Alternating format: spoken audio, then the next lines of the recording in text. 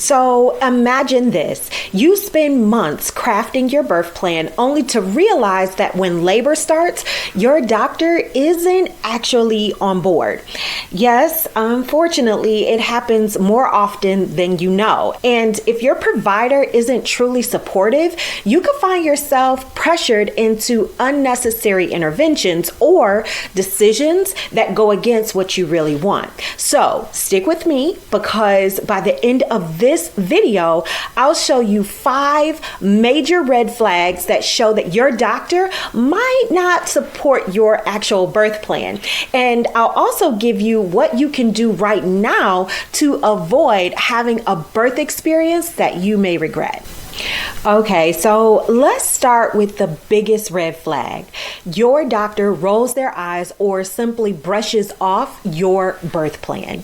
If they say things like, well, we'll see how things go, or that's nice, but we'll do what's safest, then that may be a sign that they don't necessarily take your preferences seriously.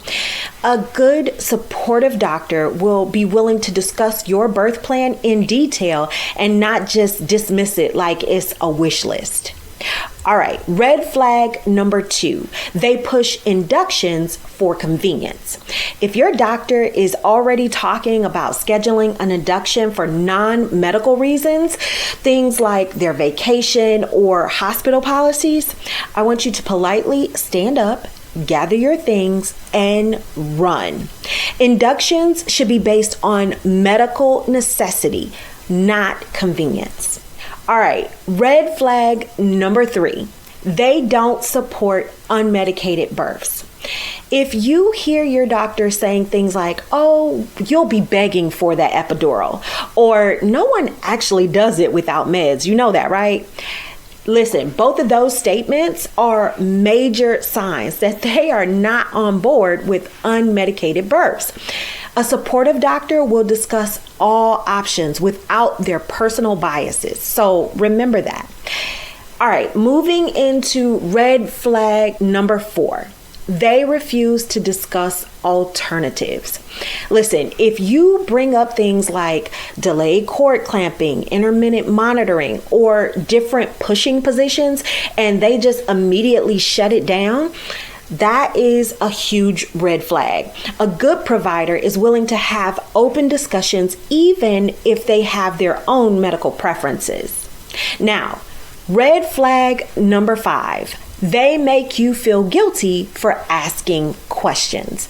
If your doctor gets annoyed when you ask about risk, benefits, or alternatives, that is not okay. As a matter of fact, we're going to rewind back. Let me say it again.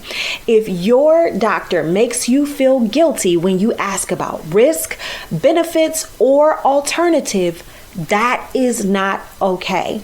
You deserve a provider who welcomes your questions and makes you feel empowered and not guilty. So what can you do? Start interviewing your provider right now. If you notice these red flags, it's time to start asking more direct questions like, can you tell me how you typically support unmedicated births? I'd like to know more about that. You can also say something like, I'm interested to know, what is your stance on delayed cord clamping? Do you have more information about that? You can also ask something like, under what circumstances do you typically recommend an induction? If they hesitate or brush you off, then that is your answer, my friend. It might be time to find a new provider who actually supports you. Now that you know how to spot these red flags, let's talk about something even bigger. Why do some moms walk away from birth feeling traumatized while others feel empowered? In the next video, I'm breaking down the real difference between labor horror stories and empowered births. And I'm going to show you how you can make sure that your birth story is one that you feel good about. So, if you want to avoid birth trauma and take control of your experience, go ahead and click on the next video now.